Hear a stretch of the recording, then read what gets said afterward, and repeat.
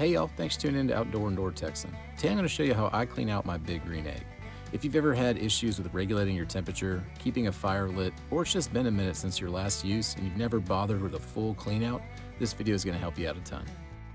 Now, cleaning out a smoker is dirty work. Prepare for ash and oil smudges all over your hands and arms, and make sure you're wearing clothes you don't mind getting dirty.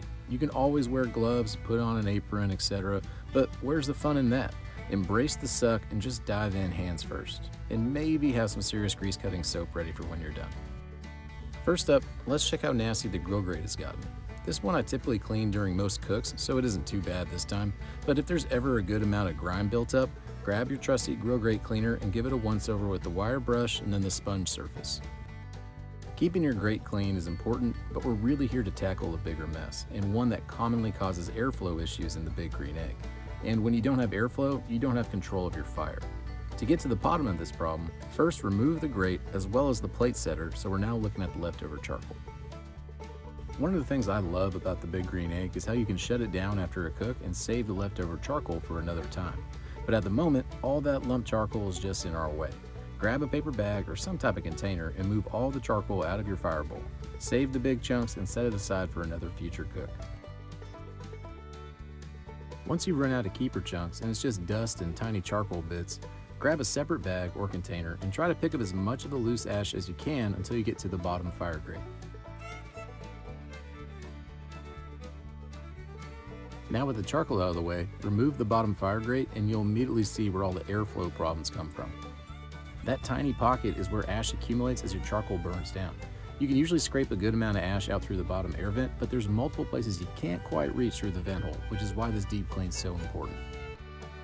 To really get at the whole mess, we'll have to remove the last two internal pieces of the egg, starting with the fire ring.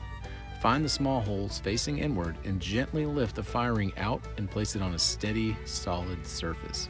These ceramic rings are extremely fragile, so take your time and just be careful. After the fire ring, pick up your firebox and carefully remove that as well. It's also ceramic, it's also fragile, so just be smart. And now you can finally see all that hidden ash that's accumulated in the nooks and crannies beneath the fire bowl. The airflow is designed to not only run directly through the center of the fire grate, but also around the edges of the fire bowl, ensuring an even flow from all sides. When ash piles up like this, a lot of those intended airways get clogged up quickly, which means nothing but problems for your egg. Different folks have different ways they prefer to remove ash from the bottom of the egg. A common one I've seen in other walkthroughs is sucking it all up with a shop vac for a no-mess solution. But if you're fine getting a little dirty, just use your hands. You can pick up the majority of it, and then for that last bit of dust, just push it out through the lower air vent into a paper bag. And once you've removed all the ash, simply reverse all the steps to put your egg back together. And don't forget to line up that air hole in the fire bowl with the air vent at the front of your egg.